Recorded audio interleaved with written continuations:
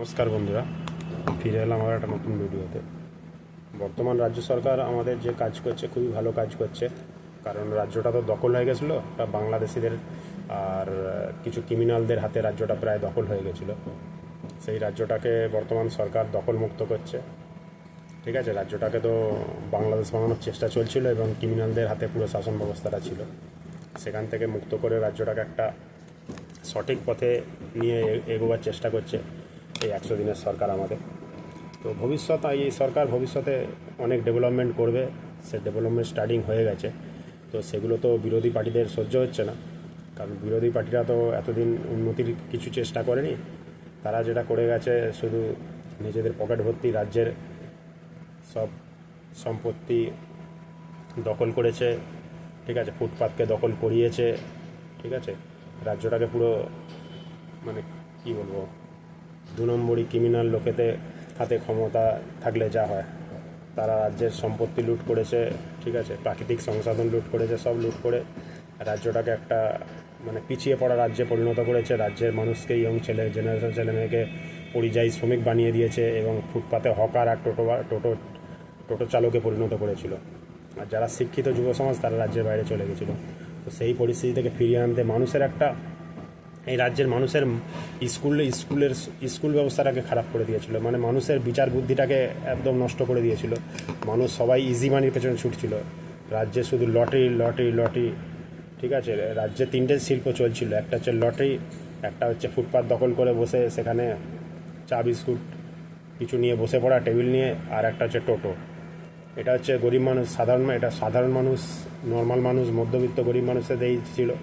আজ কিছু মানুষ ছিল যারা রাজনীতি করে, পার্টি করে, তারা দেশের সম্পত্তি, সরকারি ট্যাক্সের পয়সা, সরকারি সম্পত্তির, ঠিক আছে, তারা দুর্নীতি করে বড়লোক হয়েছে। এ রাজ্যে শুধু চলছিল যে পার্টি করে কি করে বড়লোক হওয়া যায়, সরকারি সম্পত্তি, সরকারি সব কিছু সংসাধন, পয়সা, সম্পত্তি সব লুট করা যায়, সেই জিনিসটা চলছিল। তো সেখান থেকে মুক্ত করছে রাজ্য সরকার। তো সেইটা কি, তো বিরোধী পার্টি যারা ছিল, যারা এখন আর যারা ক্ষমতায় ছিল তারা এখন বিরোধিতা আছে। ঠিক আছে, তো ক্ষমতায় যারা ছিল তাদের একটা সহ্য হচ্ছে না, তাদের কিছু মানুষ তাদের জেলে যেতে হচ্ছে, জেলে আরও যেতে হবে, এবং তারা তো আর এখন দীর্ঘ 15-20-30 বছর তো ক্ষমতায় ফিরতে পারবে না। তো সেই জ্বালায় তারা অনেক রকম দুষ্প্রচার করছে, সাধারণ মানুষকে উস্কানি দিচ্ছে। রাজ্যের যত ভোটার আছে, 5 কোটি 5.5 কোটি যা ভোটার আছে, তার মধ্যে তো 40%, 45%, 40%-এর কাছে বিরোধী পার্টিদেরকে ভোট দিয়েছে। তো সেই মানুষরা তো বিজেপি গভর্নমেন্ট, এখনকার গভর্নমেন্টকে তারা কোনোভাবেই চায় না। তারা তো চেয়েছিল বিজেপি গভর্নমেন্ট যাতে না আসে। তো বিজেপি গভর্নমেন্ট যতই ভালো কাজ করুক, সেই কাজগুলো তাদের পছন্দ হবে না, এবং সেই পার্টির লোকেরাও, এবং সেই পার্টি তাদেরকে, বিরোধী পার্টির তাদের নিজেদের এখন যারা বিরোধী তাদের পার্টির ক্যাডারকে, পার্টির লোককে, তো তাদেরকে উস্কানি দিয়ে সরকারের বদনাম করা এবং সরকারকে বিব্রত করে পরেশানি করে ফেলা, সরকারের পা ধরে টানা, সরকারের বদনামি করা, এগুলো তারা চেষ্টা করছে। সরকারকে এগুলোতে, আমাদের শুভেন্দু অধিকারী মহাশয়কে এগুলোতে বিব্রত হলে চলবে না। আমাদের অগ্নিমিত্রা ম্যাডাম খুবই ভালো কাজ করছে, ফুটপাত দখল মুক্ত করছে। কারণ ফুটপাতটা আর আমাদের রাজ্যের সরকারি জমি, খাস জমি, এগুলো তো বাংলাদেশিদের হাতে এবং অন্য রাজ্য থেকে আসা কিছু মানুষের হাত দখলে চলে গেছিলো। এখানে যারা ক্ষমতায় ছিল তারা তো ফুটপাতগুলোকে দখল করে বিক্রি করেছে লোককে ব্যবসা করার।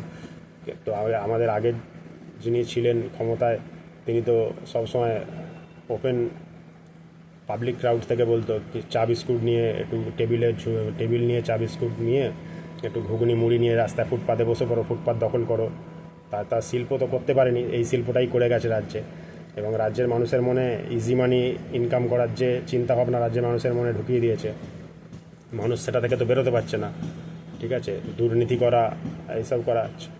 চাকরি রাজ্যে অভাব আছে, ঠিক আছে, কিন্তু চেষ্টা করলে তাও পাওয়া যায়। কিন্তু মানুষের এখন এমন মনোবৃত্তি হয়ে গেছে, কিছু জায়গায় কাজের জন্য ছেলে পাওয়া যায় না, লোক পাওয়া যায় না, কিন্তু কিছু মানুষ কাজ করতে চায় না, তারা চায় ইজি মানি। সারাদিন 10-12 ঘন্টা ডিউটি করে লোকের কাছে কাজ করে 500 টাকা, যদি 400-500 টাকা রোজগার, সেটা করতে চায়। তারা চায় ফুটপাতে একটা টেবিল নিয়ে বসে ফুটপাতটাকে দখল করে বসে থাকবো, সারাদিনে 1000 টাকা ইনকাম করবো। কিছু মানুষ অভাবেও করে, কিছু মানুষ স্বভাবেও করে। ঠিক আছে, যারা 30-40 বছর ধরে ফুটপাতে বসে আছে, তারা তো স্বভাবে করছে না, তারা অভাবে করছে না, তারা স্বভাবেই করছে। ফুটপাথটাকে দখল করে তারা সেখানে ব্যবসা করে থাকে, সে রাত কাটায়, সে চাইলে একটা ঘর ভাড়া নিয়ে থাকতে পারে, তার নিজস্ব বাড়ি আছে, কিন্তু তা সত্ত্বেও সে গ্রামের এলাকা বা অন্য জায়গায় তার বাড়ি আছে, সেখান থেকে সে ফুটপাথ দখল করে ফুটপাতে ব্যবসা করে।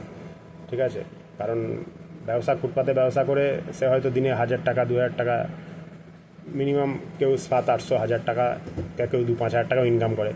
তো এটা একটা ইনকাম মানুষ বুঝে গেছে যে লোকের কাছে কাজ করলে হয়তো 400-500 টাকা পাবো, কিন্তু ফুটপাত দখল করে বসে আমি একটা কিছু নিয়ে বসে পড়লে আজকে হয়তো অল্প বিক্রি হবে, 2 দিন বাদে যখন হবে আমি 4-5 হাজার টাকা মান্থলি 50,000 1 লাখ টাকা হয়তো ওইখান থেকে ইনকাম করতে পারবো। তো এইটা সব মানুষের মনে ঢুকে গেছে। হ্যাঁ, তো সেখান থেকে রাজ্যের মানুষ বেরোতে পারছে না।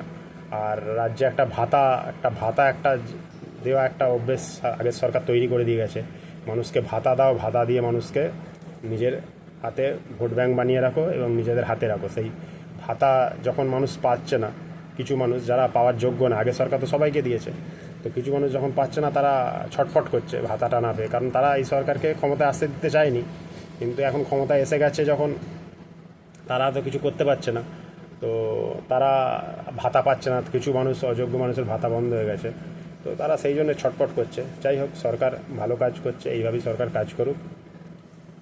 সাধারণ মানুষ রাস্তা দিয়ে হাতি যখন হাতে কুকুর তো চেল্লায়, এটা হতে থাকবে। ওকে, বাই, জয় হিন্দ।